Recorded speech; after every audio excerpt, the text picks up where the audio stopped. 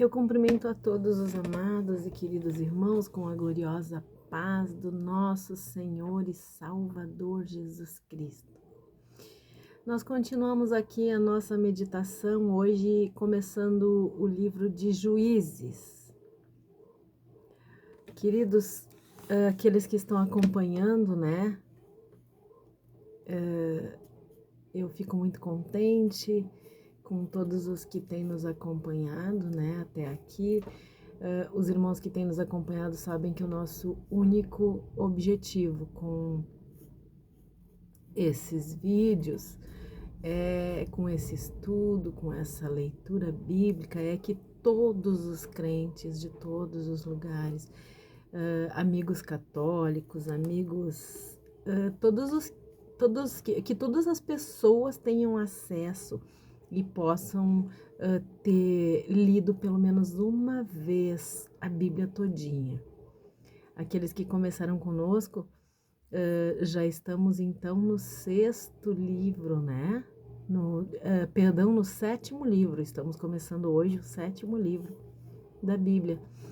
E aqueles que conseguem ouvir, ler a palavra de Deus 3 capítulos ao dia vão ter no final do ano, no final de um ano, lido a Bíblia todinha. Aqueles que ainda que estão tirando um tempinho maior, né, que estão ouvindo 6 capítulos ao dia, vão ter lido em 6 meses a Bíblia todinha e com certeza vão ter tido as suas vidas muito edificadas.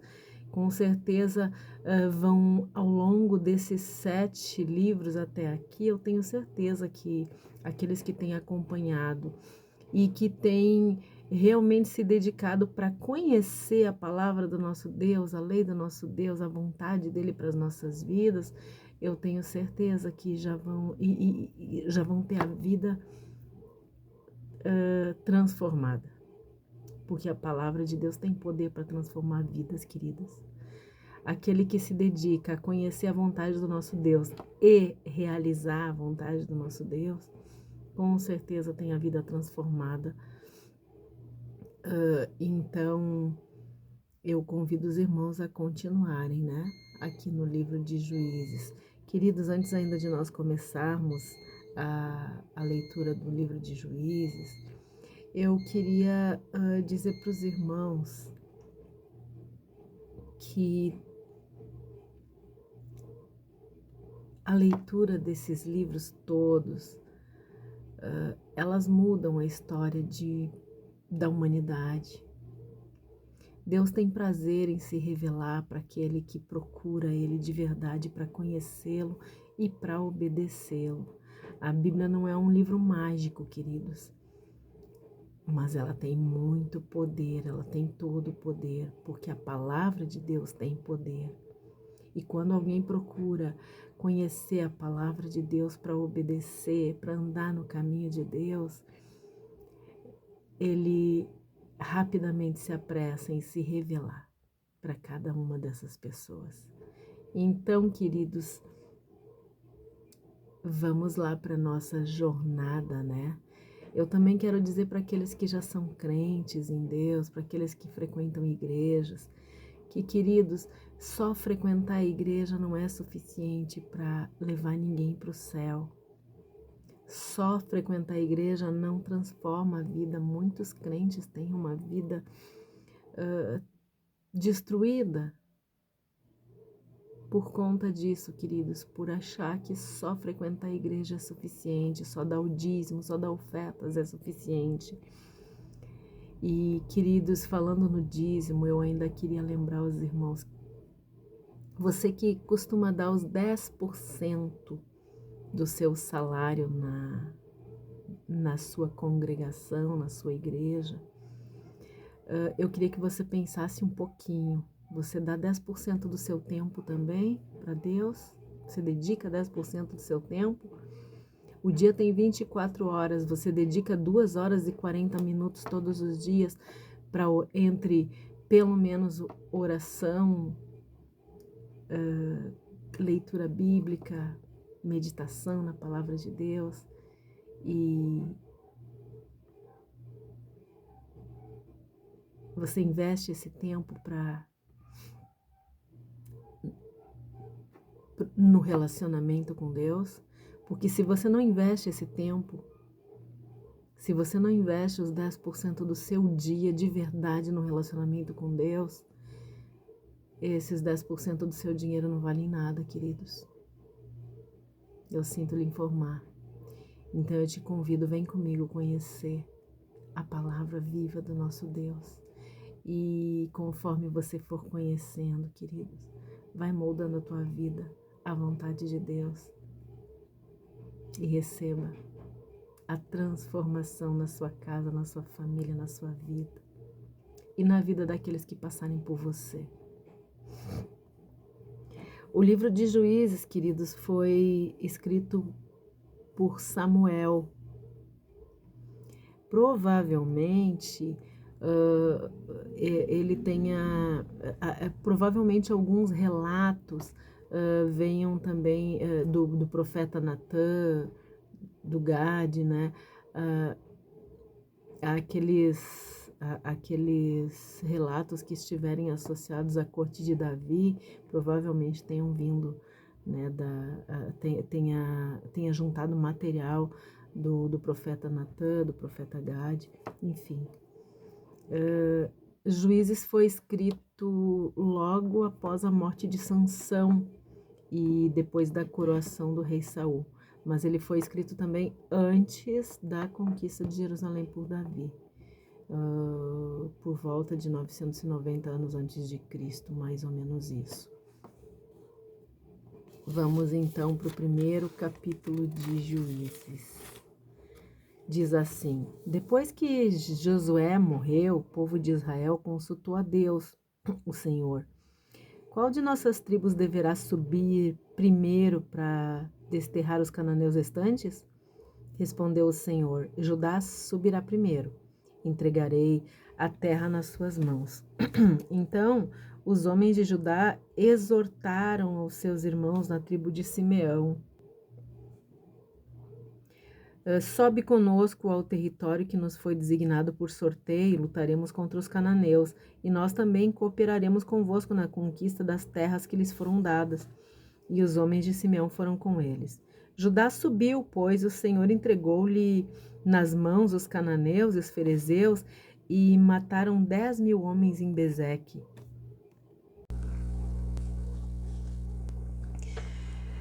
Tendo encontrado Adoni-Bezeque nestas terras, lutaram contra ele e feriram os cananeus e os ferezeus.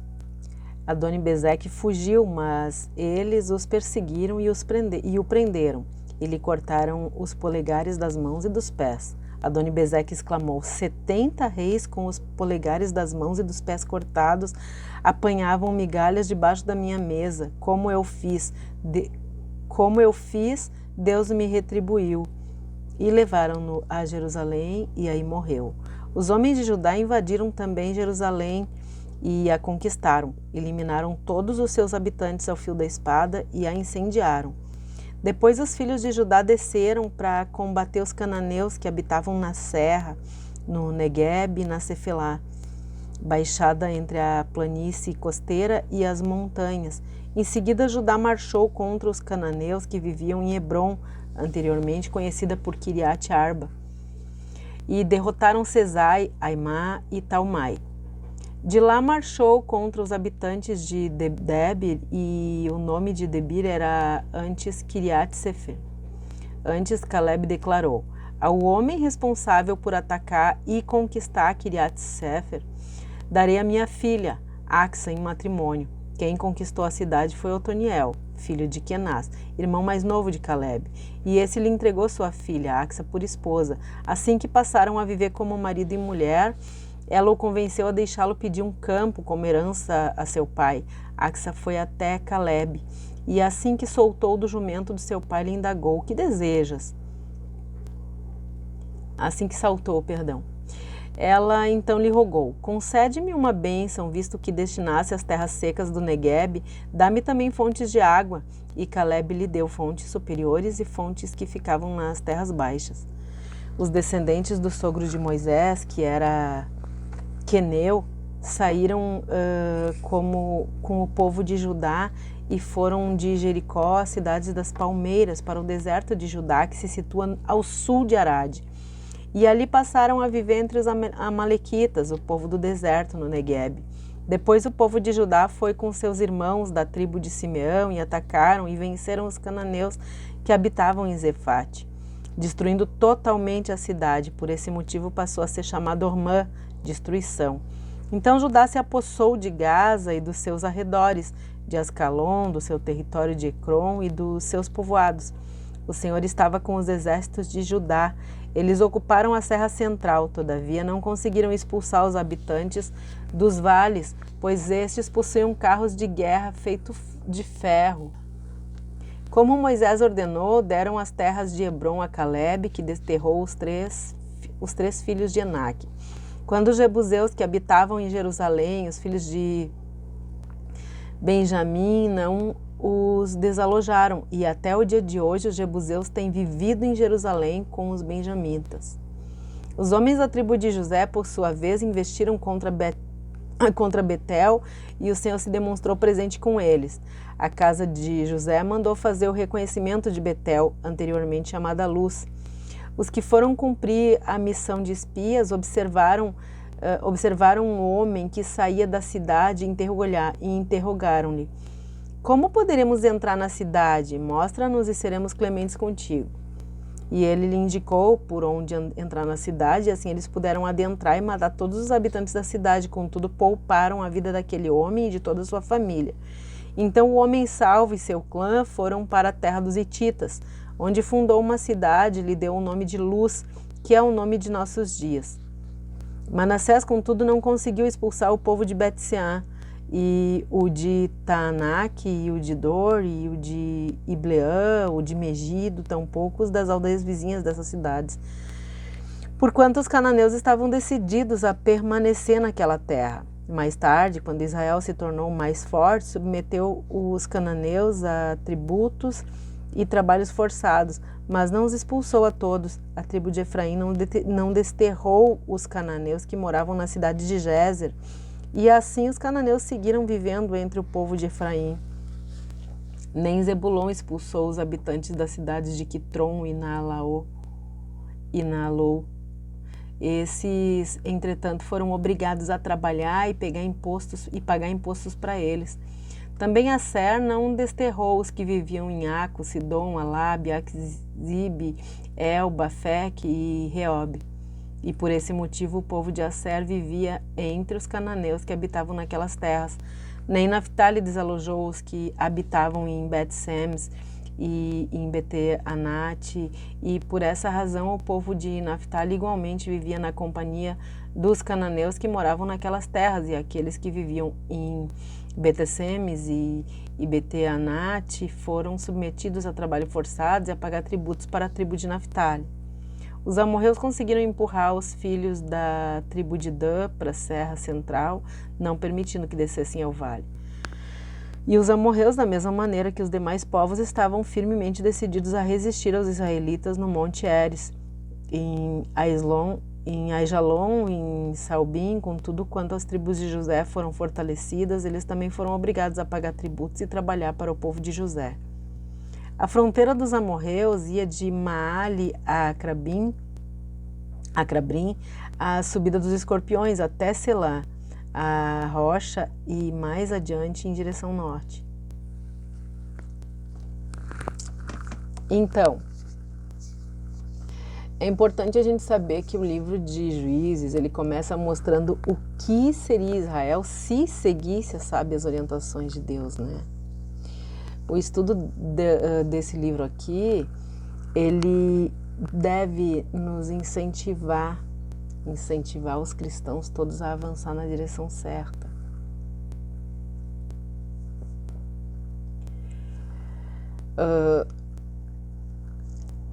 O problema do povo aqui, dos israelitas, e o problema dos crentes é se acomodar, se conformar aos vícios que o ser humano adota. pensando que vai ter mais vantagens que seguir os planos e as estratégias de Deus, né? Quando nós negligenciamos a Deus, queridos, nós decretamos a nossa derrota. Mas quando nós buscamos andar com Deus, aí os resultados são constantes vitórias, como nós vimos, né? No povo de Deus o tempo todo.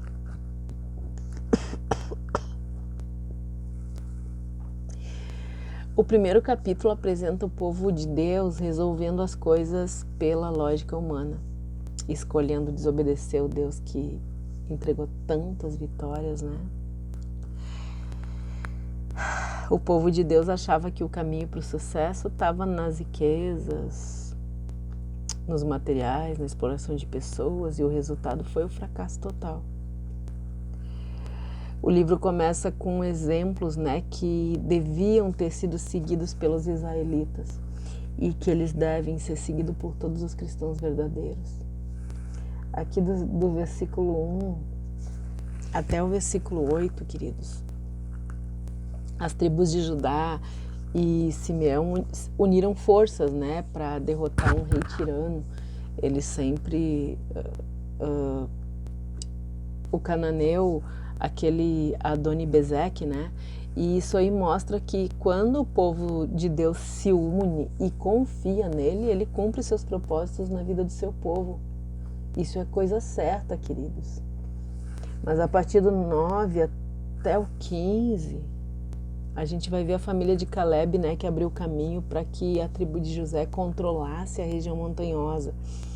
E Otoniel, sobrinho de Caleb, que se tornou genro, né, e tal, conquistou Debir e com Caleb ainda expulsaram de Hebron ali os filhos de Anak. Lembram disso? Nós vimos ali no livro de Josué.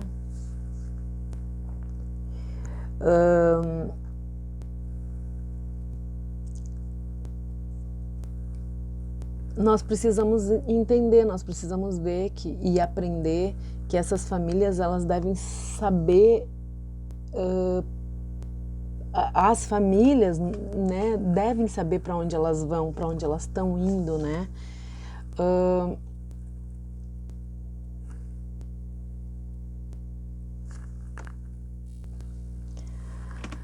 Se as famílias não sabem para onde elas estão indo, ali claramente, né, a filha de Caleb sabia bem para onde ela estava indo, né? As famílias precisam saber para onde estão indo, né? Confiar em Deus, avançar na direção certa. Esses versículos aqui que nós acabamos de ler, do 9 até o 15, eles apresentam o povo consultando a Deus depois da morte de Josué, né? E essa atitude deve ser o estilo de vida de todo cristão. Todos os dias, quando nós acordarmos, nós precisamos pedir a orientação de Deus em oração, né? E na sua palavra. Esses 10% que nós falamos lá no início devem ser oferecidos ao Senhor no início do dia, às 2h40 do início do dia, devem ser gastas, devem ser investidas na oração e na palavra de Deus, onde nós vamos perguntar para o Senhor, né, tudo o que nós precisamos para esse dia. E com certeza o restante do nosso dia vai ser uma bênção, queridos. Depois aqui nos versículos 16 até o 36, depois de entrar na terra prometida, ainda tinha terra para conquistar, né? Mas Israel se acomodou. E é exatamente assim que muitos crentes fazem, né? Depois de conquistar algumas vitórias, a gente começa a relaxar e daí deixa de lutar, se acomoda, se entrega à ociosidade. Queridos, isso é terrível. Nós não podemos de forma nenhuma negligenciar os desafios. Nós precisamos enfrentar os desafios orando e nos consagrando, nos separando cada dia mais para o Senhor. Nós temos aprendido desde o livro de Gênesis, queridos. Desde o livro de Gênesis, nós precisamos prestar muita atenção no método do ensino de Deus. Ele arranca o povo lá da escravidão do Egito, que era um lugar de opressão, medo, mundanismo, depravação espiritual. Aí ele leva o povo para o deserto, que é um lugar de processo, né? É a preparação para que o povo aprenda a depender completamente de Deus, para confiar em Deus, né? Para depender para depender de tudo completamente de Deus, né? Para confiar em Deus, depender da revelação e da mudança de mentalidade, né? O deserto, queridos, é lugar onde a gente vai mudar a nossa mentalidade, onde nós vamos aprender a viver realmente na dependência de Deus. Depois, então, Deus vai levar o povo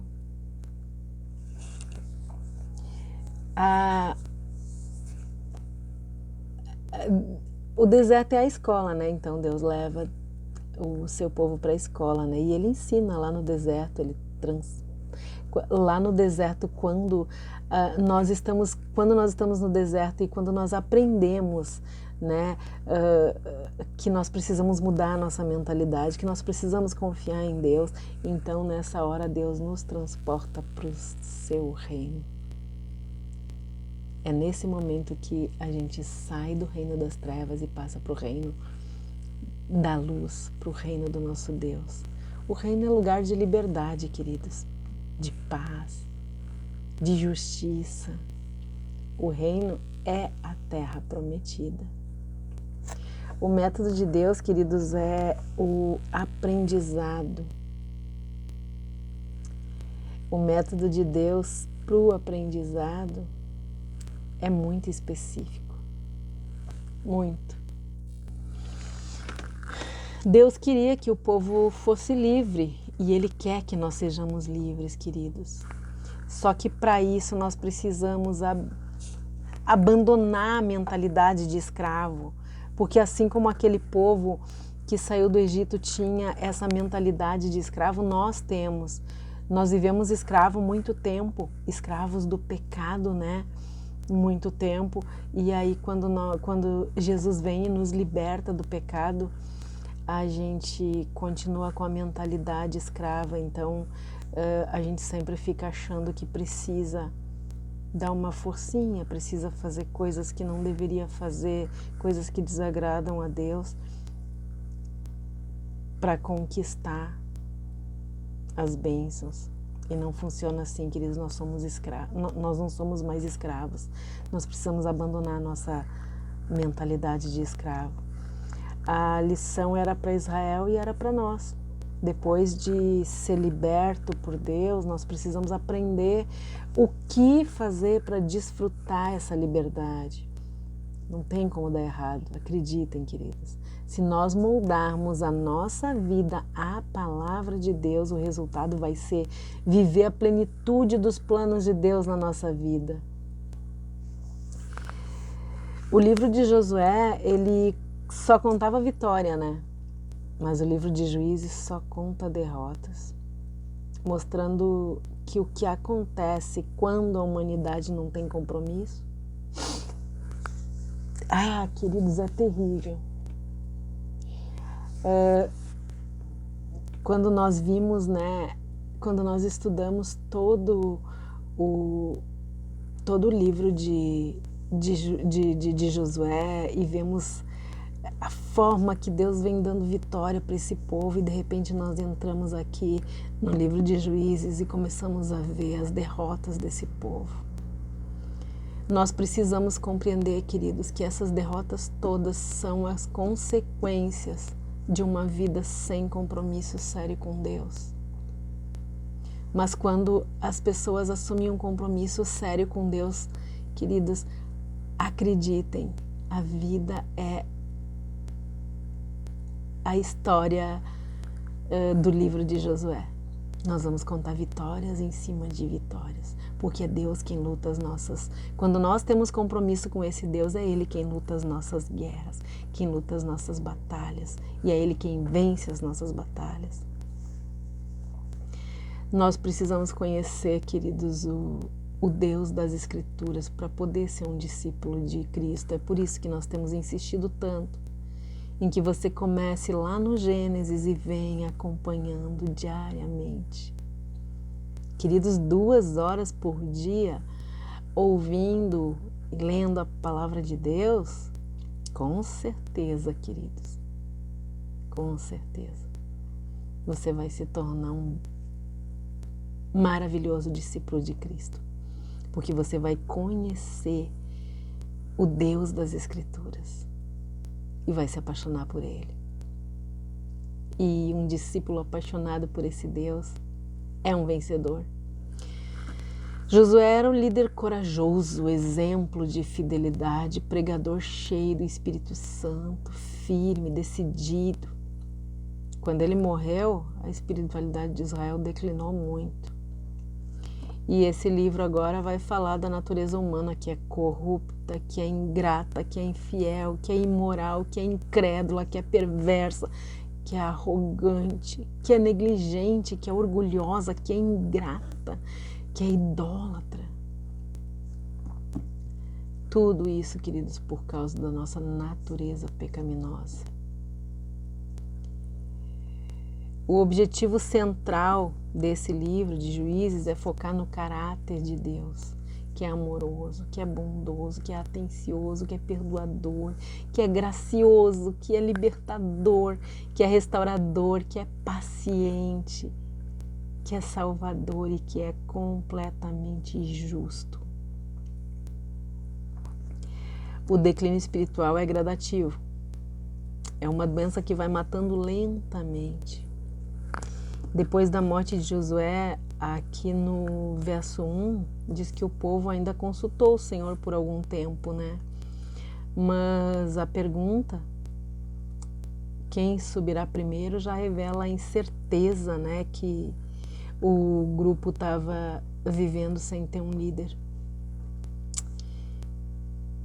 Eles sabiam que cada tribo devia iniciar a conquista para assegurar a porção da terra, né?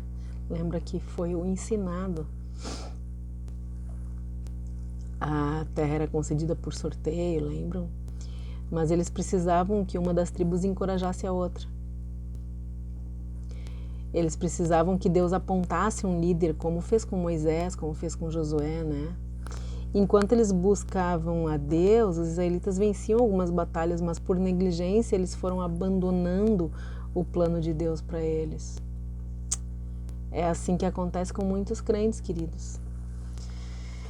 Eles agem como loucos, não consultam a Deus antes de realizar qualquer coisa, recorrem a Deus só quando eles estão em grandes apuros, como se Deus tivesse a obrigação de consertar daí todas as burradas que eles iam cometendo, né? E que nós vamos cometendo. Mas Deus, queridos, com o seu imenso amor, conserta sim as burradas da nossa negligência. Só que Ele não apaga as consequências da loucura que nós cometemos. Ele usa as consequências para nos ensinar. É uma escolha, mas fazer do jeito de Deus tem promessa de chegar a melhores resultados, sem dúvida nenhuma.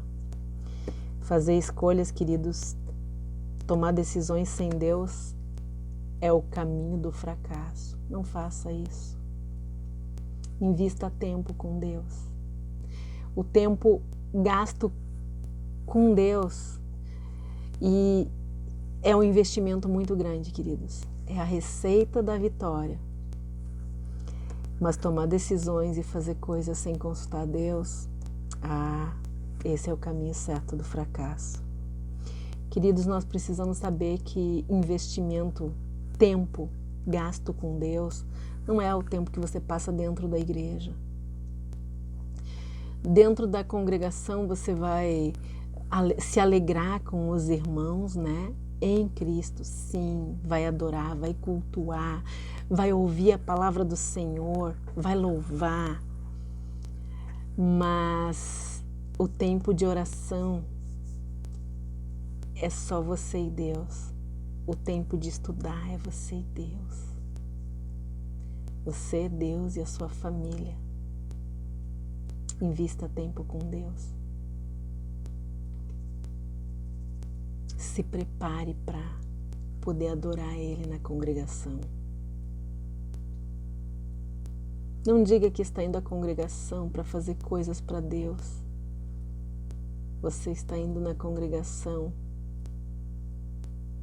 por causa de você. Porque você precisa da presença de Deus. Deus não precisa de nós, não precisa da nossa presença, nós precisamos da presença de Deus. Nós precisamos adorar Deus. Então, quando você for adorar, adore de verdade. Adore de verdade, queridos. Simplesmente adore. Consulte a Deus antes de tudo que você for fazer. Consulte em oração. Fale com Deus e depois vá à Bíblia. Venha para a Bíblia e descubra o que Ele tem e o que Ele quer de você. Deus nos abençoe e nos guarde, que Ele tenha misericórdia de todos nós, que Ele perdoe os nossos pecados e que Ele faça resplandecer o seu rosto sobre todos nós. Um forte abraço e até o próximo capítulo, em nome de Jesus. Amém.